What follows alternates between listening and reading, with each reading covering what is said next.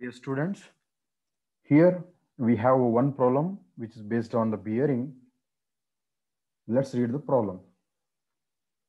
Design a main bearing of steam turbine runs at 1800 rpm. The load on the bearing is estimated to be 2500 Newton. So now if you look at the problem, we need to design a main bearing for a steam turbine engine, which is running at 1800 RPM. The load on the bearing is estimated to be 2500 Newton. So if you look at the main points, ultimately we need to design a bearing for what? What bearing? Main bearing for what? Steam turbine. What is the speed of the turbine? 1800 RPM. So of course it's a high speed. Then what is the load on the bearing? 2500 Newton. Okay, let's list out the given data and solve the problem. Yes, first step of the problem is to always to list out the given data. So what is given?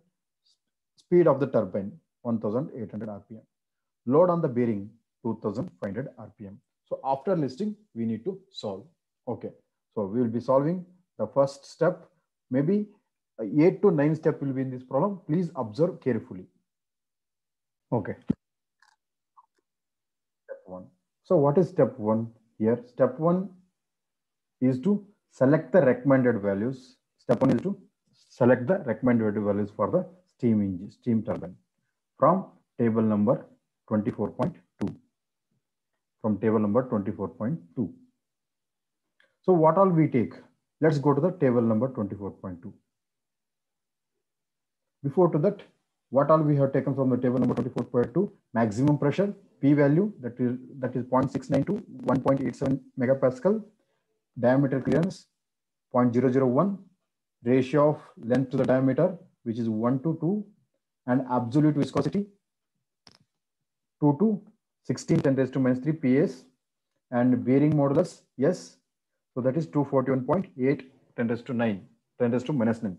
All these data we got it from this table number 24.2. So you need to remember this table. First step, we need to go to the table number 24.2 and get all these values. Yes, I'm going to the table number 24.2. We are at table number 24.2. Look at here, table number 24.2. Okay, then what are things to be taken in consideration? First, my dear students, we need to observe what are we have here. Just look at the first row. We have machinery bearing maximum pressure. We have machinery bearing maximum pressure and diameter clearance ratio, that is psi equal to C by D, ratio of L by D, and viscosity. Viscosity, my dear, two viscosities are there. We need to take SI unit. Please take this one. Don't take this one. Okay. Then what we have? We have the bearing modulus. Of course, this is not required. SI unit is required. Okay. Now, data for the steam engine, which is at high speed. 1800 is high speed, my dear students, for steam engine. So let's go for the table. Of course, this is not clearly visible to you. Please go to your respective data handbook. There you will be getting clear picture of this one. So here, my dear students, whatever we have this one, what we have list of applications. We can look at here automobile and aircraft engine, gas and oil engines, that is 4-stroke. Gas and oil engine for 4-stroke engine is available. Gas and oil 2-stroke engine, marine steam engine, stationary low speed steam engine, stationary slow speed engine, stationary high speed steam engine, steam locomotives, reciprocating pumps and compressors, railway cages, and steam turbines. So we are designing for the steam turbines, that too main bearing. Okay, of course we have our data, so I'm going to take the data. So what is pressure for the steam turbine main bearing? 0.69 to 1.69 somewhat is there, and diameter clearance ratio 0.001 is there, and what is the ratio of L by D?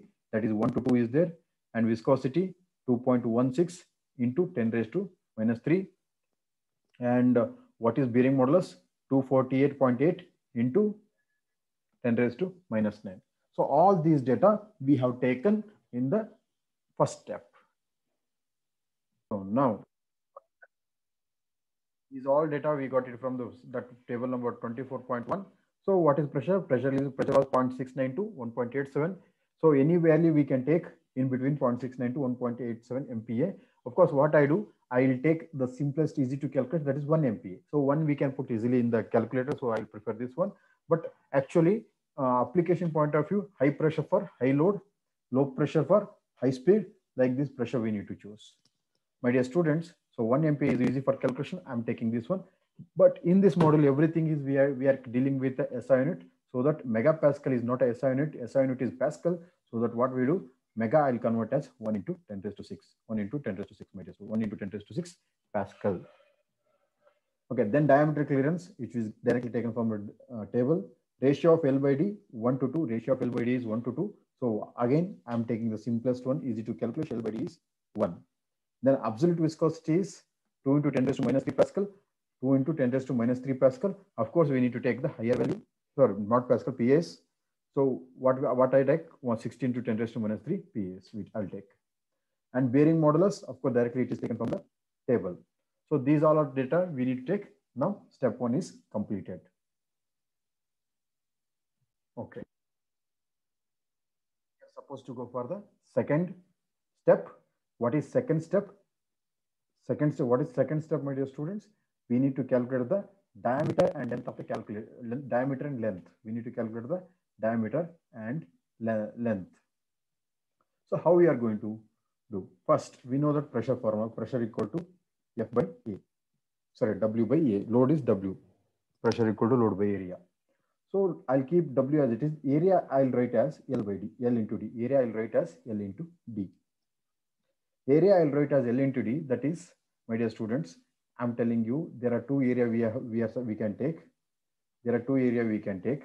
So for pressure calculation, my dear students, this is length and this is diameter. So area of the cylinder is going to be here for us, diameter into length. So that is diameter into length I have taken. But we know that one from the previous step 1, we have taken L by D as 1. We have taken L by D as 1. So from this L equal to D. So what I do, L I'll replace it to D. L I replace as a D. D into D, D square. Okay, then next what we have, my dear students, we have P value as 1 into 10 raised to 6 and load value as 2 into 2500 Newton. Of course, after solving this, we get D value as 0.05 meter. Of course, it is in meter. If you want, you can convert it to millimeter, or else we are dealing with the unit. Please leave here only. So when you know the D, then of course with this relation, so D equal to L, length is also calculatable. Here we calculated the length and diameter. The second step is to calculate the dimensions, length and diameters. Yes. My dear students, now we are at the step number 3, selection of oil. We are at the step number 3, selection of oil. So now we need to decide the lubrication oil. So for the deciding of lubrication oil, the first step is to assume the operating temperature, that is T0. That is T0 we need to assume. So how to assume, my dear students? Based on the figure number 24.2. If we go to the figure number 24.2, the range is operating temperature range. What we have here is from 20, 30, 40, 60, 50, 60, 70, 80, like this value we have. So you can choose your own value, anyone. But for steam engine, always it will be more, temperature will be more than 50. So that I'll take the 70. 70 where it is, somewhere here. 70 is here. So I'll take the assumed operating temperature as 70 degrees. Then my dear students, we also know the viscosity. Viscosity is 16 into 10 raised to minus 3. 16 into 10 raised to minus 3.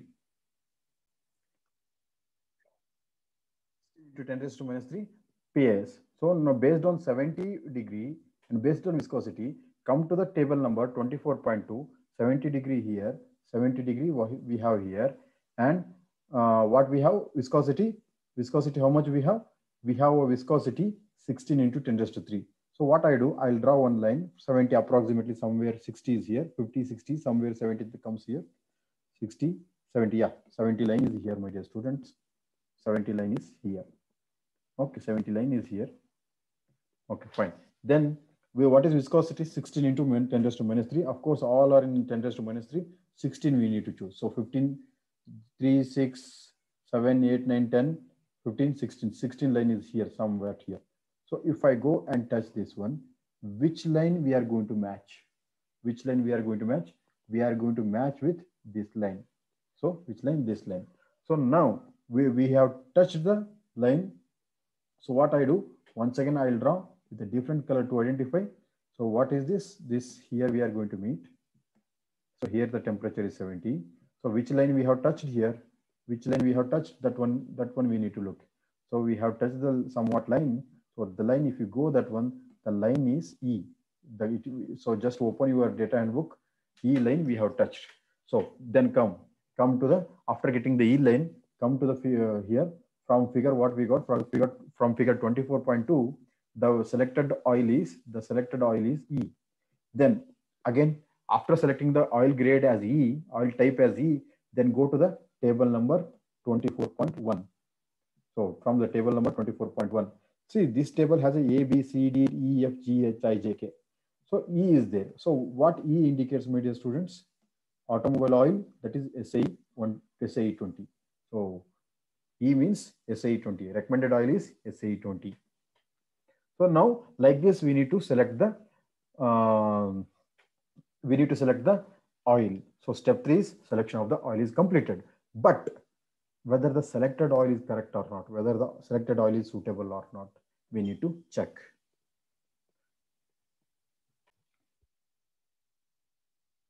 Now our oil is SAE 20. Now we need to check for the bearing modulus of it. So how to go with? We know that bearing modulus we can calculate. So we know that one. Viscosity. We know the viscosity. We know RPS. See, 1800 was RPM. Now, if you want to convert that to RPS,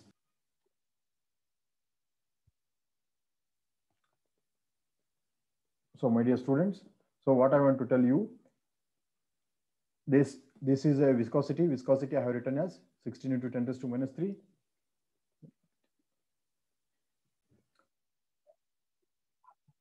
RPM is 1800. If you convert to the RPS, 1800 divided by 60, so that 30. So 30 is RPS, revolution per second. RPM divided by 60, we got 30. So pressure is available. So after doing all this calculation, we got this value, S calorific value as 480 into 10 raised to minus 9. And we also have the bearing modulus, which is taken from first step, that is table number 24.2. Table number 24.2, we took the bearing modulus value as 241.8 into 10 raised to minus 9. So what happens, my dear students, here? So we have the calculated bearing modulus. We have recommended bearing modulus from the data handbook. We need to compare these two. So calculated is more than the recommended. Then we can say thick film lubrication possible, means lubrication is thick. So hence oil is suitable. So this is our conclusion. Okay. My dear students, now we are at the step number 4. Step number 4 is very simple. So what we can do, we need to, step number 4 is about the calculation of heat generated in the bearing. So whenever any bearing rotates or shaft and bearing will be in the under friction, whenever the friction is there, heat is going to be generated. So with that information, my dear students, I am telling you, when bearing rotates, some heat is generated. What amount of heat is generated, that we are going to calculate here. So first thing is, to calculate the heat generation, we need to calculate the coefficient of friction. So how to calculate the coefficient of friction? There are 3 ways. One is Petrov's equation, another is Mackey's equation, another one is Boyd equation. So now I selected Mackey's equation. So Mackey's equation is here, my dear students. Mackey's equation is here. So Mackey's equation has a Ka value and delta mu value. So these are constant for the full length bearing. You need to remember these values.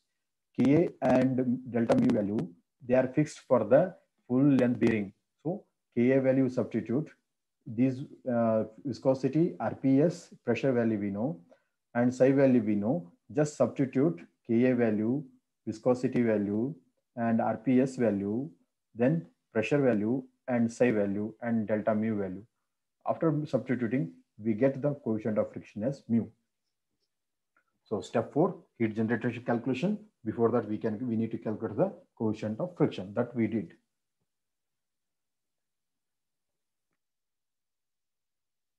Now we have calculated velocity, we have calculated the mu, and p value is available, length value is available, and diameter value is available.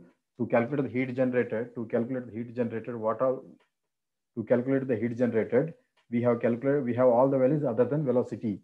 So velocity can be calculated like this: velocity equal to pi dn by 60. Velocity is equal to pi dn by 60. So we know that one. The one thing I'm telling you, this is not an n dash. It is not a RPS. It is RPM. So pi value you substitute, d value you substitute, and RPM value you substitute, revolution per minute you substitute, and get me the value of velocity. So after getting the velocity, we got to know all the values, and just we need to substitute. We need to substitute and get the heat generated. So heat generated, my dear students, first calculate the mu value, second velocity value, then go to the formula number 24.72a data Lingaya data handbook and get the value of heat generated. So of course, I hope you are understanding the problem. So if any question, my dear student, go back and watch the videos properly. You will be getting to understand everything. Now we are at the step number 5. What is step number 5? It is a heat dissipation calculation. Heat dissipated. My dear students, in step number 4, we calculated what amount of heat is generated. But in case of the step number 5, so how much heat is dissipated from the bearing to the atmosphere? How much amount of heat is dissipated from the bearing to the outside? That we need to calculate. So for this, we have a formula number 24.77. We have the formula 24.77. So what is 24.77? See this one. This is 24.7.7. So what we need? We need CA, C we need, VA we need, and what we need? We need TB. Look at this. This is bearing temperature and absolute temperature. So here C value, we don't know the value of C, we don't know the value of A, we don't know the value of TB, and we know only value of T. Absolute temperature is room temperature, that we can take the 25 degrees Celsius. So remaining thing we need to take it. So for full length bearing, this C value is constant, my dear students. What is C value? I am telling you. C is combined coefficient of radiation and convection. So my dear students, whenever heat has to be dissipated, that time we can calculate the conduction, but convection calculation and radiation loss calculation is difficult. Radiation dissipation calculation is difficult. For that purpose, what we do, we multiply one number. So this much amount of heat is dissipated from radiation and convection. Automatically we decide. So for full length bearing, the heat loss C value correction factor, that is combined coefficient of radiation and convection, is 11.36 watts per meter square Kelvin. So this is constant. This is constant value. You need to remember whenever the heat dissipated value is there, that time you need to substitute. Then A value. What is A? A is effective surface area of the bearing, effective surface area of the bearing housing. So what happens, my dear friends? Bearing will be in contact with housing. So housing has to transmit the heat to the atmosphere. So effective area of the housing also required. This is 25 times of the diameter into length. 25 times of the diameter into length. So now C value is constant. C value is constant. Just you take the C value. After that, D value substitute and L value substitute. You'll be getting the A value. Now we got the C value, A value, and TA value we have assumed as 25 degrees Celsius. Okay, now only thing is to go for the temperature. Now temperature, my dear students, TB minus TA. So TB minus TA, whatever to be substituted here, that we require. So TB, we don't know the value of bearing temperature. We know the value of, we have assumed the value of operating temperature and absolute temperature. We know that one. So TB minus TA equal to half of difference between operating temperature and absolute temperature we can take. So TB minus TA equal to half of difference between operating temperature and absolute temperature we can take. And operating temperature we assumed as 70 in earlier steps. Now we have absolute temperature 25 degrees Celsius. The difference is going to be 22.5 Celsius or 22.5 Kelvin. Both when the difference is there, Kelvin and degrees Celsius will be same. So now what we got, my dear students, we got C value, we got A value, we got this difference value. So all three we calculate. C value is here, A value is here, and TB minus TB value here. Then substitute in this equation and get the value of heat dissipated. So C value substituted, A value substituted, and difference value substituted, temperature difference substituted. Then 15.97 value we got. This much amount of heat is dissipated from the bearing. So first step, selection of the recommended values. Second step, diameter length calculation. Third step, oil identification. Fourth step, heat generated calculation. Fifth step, heat dissipation calculation. Okay, now we are at the step number 6. Step number 6, what we do, we calculate the minimum film thickness, that is thickness value. For example, my dear students, so this is the circle.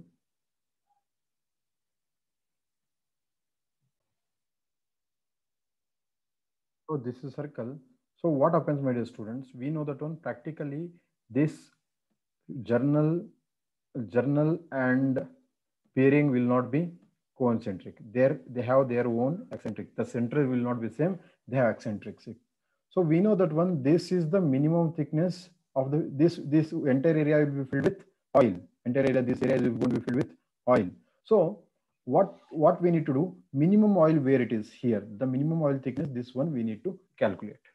So how much minimum oil it has to be there so that nothing the system will be rotating without any disturbance. The power can be transmitted. That we need to do. My dear student, we know that one formula that is C equal to 2H. C equal to 2 times of H. So we need to calculate H here. We need to calculate H. So I'll come to that point later. Now what you can do is first you need to calculate the certain things. So now what is our intention? We are calculating the minimum thickness of the bearing. Now we have the Sommerfeld number. This is Sommerfeld number, my dear students, formula for Sommerfeld number. So this is available in data handbook. Now you can go for even to know the formula number. You can go to the figure 24.13A. There you will be getting this formula. In the same figure, in the figure number 24.13A, you'll be getting Sommerfeld number. So substitute all and get the Sommerfeld number. We know the viscosity value 16 into 10 raised to minus 3. We know the RPS value, that is 30. That is 30, my dear student. 300, not 300, that is 30. And we know the P value. P value is 1 into 10 raised to 6. And after that, my dear students, 1 by psi square. So 1 by psi square. After all doing this one, we get the Sommerfeld number 0.048. Now we need to go to figure number 24.13A. So 13A, I'll tell you one more thing about the figure number 24.13A. This is not in the serial order. So 24.1 to 20.4, 24.14. In between it has to come, but it is not there. So if you search like that based on figure number, you don't get that one. If to get this diagram figure, you need to go to directly page number 24.33.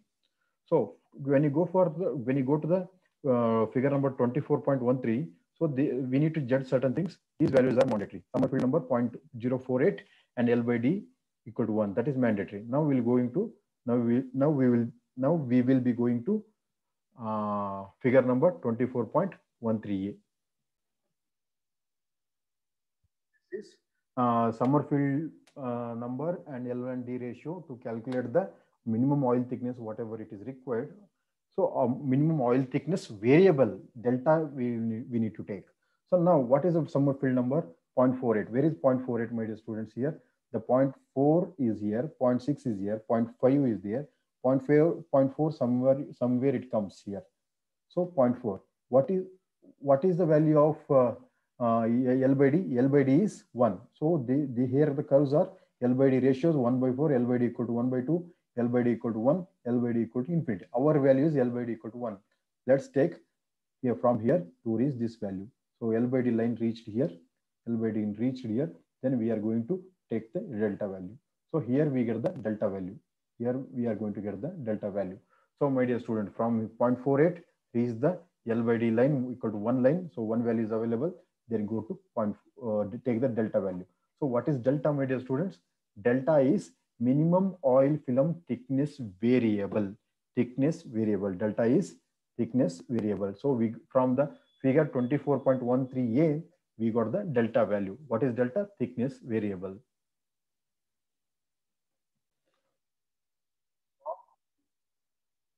for S equal to 0.48 and L by D equal to 1, what delta value we got? Minimum thickness variable, that is thickness variable value, we got delta equal to 0.74 for full journal bearing. Of course, we are dealing for the full journal throughout the problem. So delta equal to 0.074 value we got. So next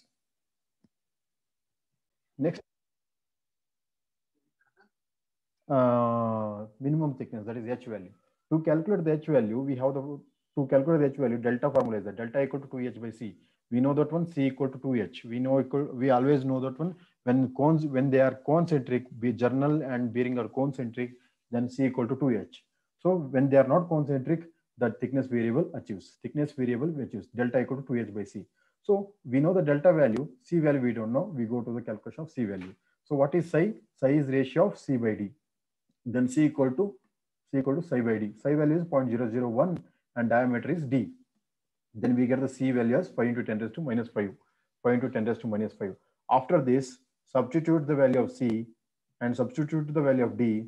Then we get the H value as 1.85 into 10 raised to minus 5 meter. So this is a minimum thickness we are supposed to achieve in the bearing, so that without direct contact of bearing and journal, if we are maintaining this much oil thickness, then we can transfer the power without any disturbance. So now we calculate the minimum oil thickness, that is H value. With this, our step number 6 is completed. If you're not understanding any step, please go to the previous few minutes video where that particular step starts. Then you can understand that one. If you're still not understanding, put a message in comment box so that I will reply. Yes, my dear students. Now, what I want, step number 7 is to calculate two things: oil flow rate and end leakage. So in bearing, we need to supply certain amount of oil. So how much oil we need to supply, that we need to calculate. And what happens, certain amount of the oil will be leaked from the bearing. That also we need to calculate. How much amount of the oil to be supplied, that we need to calculate. How much amount of the oil is leaked, that also we need to calculate. So my dear students, here we use three figures: figure number 24.37, figure number 24.38, and figure number 24.39. All threes are required. So before to that, we have the formula number 24.7 B. Go to the formula number 24.7 B in data handbook. The formula is available here. So Q equal to, means oil flow rate, Q equal to lambda C square n dash L CQ. So here, my dear students, lambda is flow variable, and CQ is flow correction factor. Q is quantity of the oil flown, that is oil flow rate. Now, what we need to do to calculate the oil flow rate, my dear students, we need these all things. Out of this, we know the C value and RPS value, we know the L value, but lambda, we don't know the value of lambda, we don't know the value of CQ. So how to calculate this one? So of course, my dear students, first step is to calculate the lambda. So go to the figure number 24.37. Go to the figure number 24.37 for S equal to 0.48 and L by D equal to 1. S equal to 0.48 and L by D equal to 1. There, if you go and check the lambda value, we get the lambda values, that is flow variable lambda values 3.6. Let's check this one. Let's go to the figure number 24.37. Yes. Figure number 24.37. So 24.37 is nothing but Summerfield number as well as flow variable lambda. So how to calculate? Summerfield number is 0.48. Somewhere it comes here, 0.4 to 0.6. Somewhere it comes, let's take here, 0.4. So what is L by D ratio? 1. So L by D ratio is 1. Where it comes? Somewhere it comes here. Then let's go like this. Okay, go like this. Then what is the value of lambda here we get? That is flow variable value. What is the value of flow variable we get here? That is 3.6. So like this, we need to take the lambda value. First step, using the in this particularly step, oil flow rate calculation step, you people are need to identify lambda value using 24.37 figure, which is available here. So now we got the lambda value.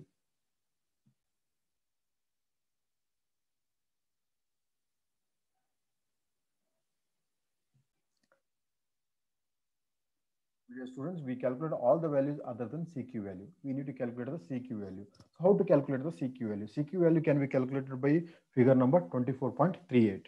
Figure number 24.38. To go figure number 24.38, we want length ratio. What we want? We want length ratio. What is length ratio? Length ratio is length of the cylinder in surface wise, length of the cylinder in axis wise. For example, I'll show with the diagram. Says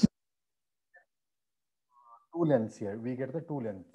One length is this one, length of the cylinder that we know already, and another length of the cylinder in the direction of motion, which means this length.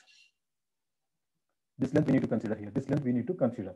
So now, my dear students, here we got the length of the cylinder in the direction of motion. So how to calculate this one, my dear students? How to calculate this one? So to calculate this one, my dear students, we have a beautiful formula: length of the direction in length in the direction of motion, that is B equal to this one, pi d beta. So for full length bearing, pi d beta divided by 360. For full length bearing, beta value is going to be 360, because entire angle we need to take, complete one circle we need to take, so that 360 we have taken. So what is left here? Length in the direction of motion B equal to pi into 0.05. Then length ratio B by L equal to B, we calculated, length we know that one. After that we are doing, so these two get cancelled each other. Then we got a 3.14. After getting 3.14, my dear students, then we got the B by L ratio, and also we know the delta value we calculated in previous step. We need to calculate the CQ value. If you go to the figure number 24.3, we get the CQ value as 1.25. Let's check whether we get or not. Yes. Now we are at the figure number 24.38. So what is the value of B by L? B by L ratio somewhere that comes in between 3.14 here. So what is the value of flow correction factor? Flow correction factor, we don't know. Okay, that one we need to calculate. Then delta value is 0.74. So let's look at 1 is available, 0.8 is available, 0.6 available, 0.4, 0.2, 0.1, 0.5 is available, 0.05 is available. Now we want 0.74. 0.74 is almost near to 0.8. And now 3.14 is here, which is reaching the 0.74 approximate like this. Then if you are going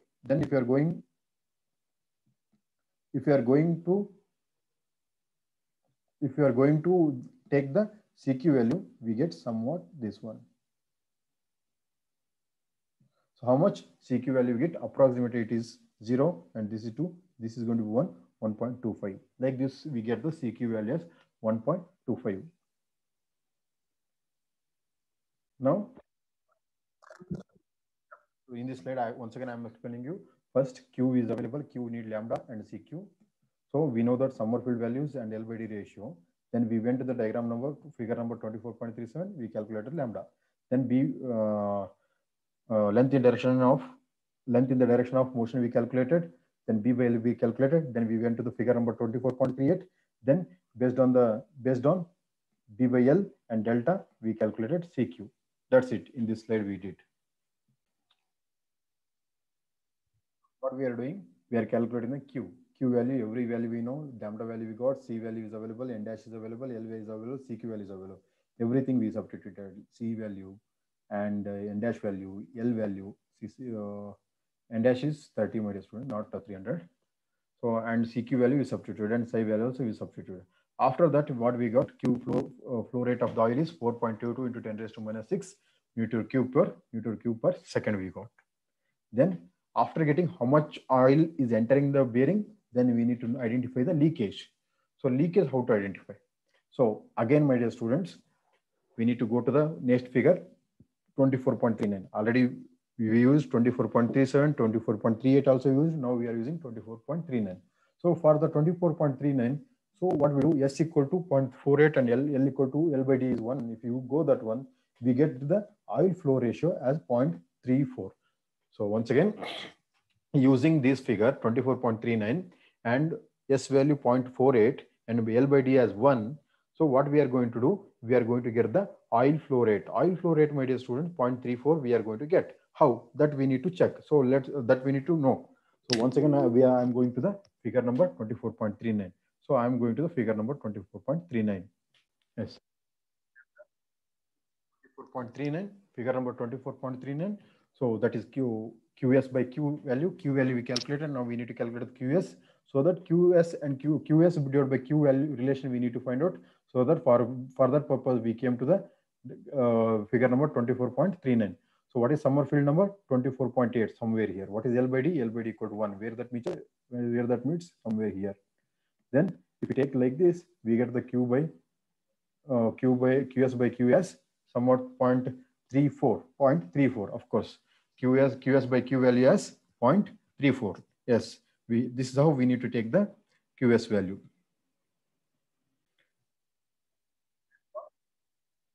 Figure number 24.39, we got the QS by Q as 34. Now we know that one Q value. When you know the Q value and relations of 0.34, we can easily get the QS value. So QS is amount of end leakage. So QS equal to 0.34 into Q. 0.34 is, we have substituted 0.34. Q value we already calculated, that we are going to take in here. So ultimately, my dear students, we get the QS value. Somewhat I have not calculated QS value. Please you calculate the QS value and you can use it, my dear students.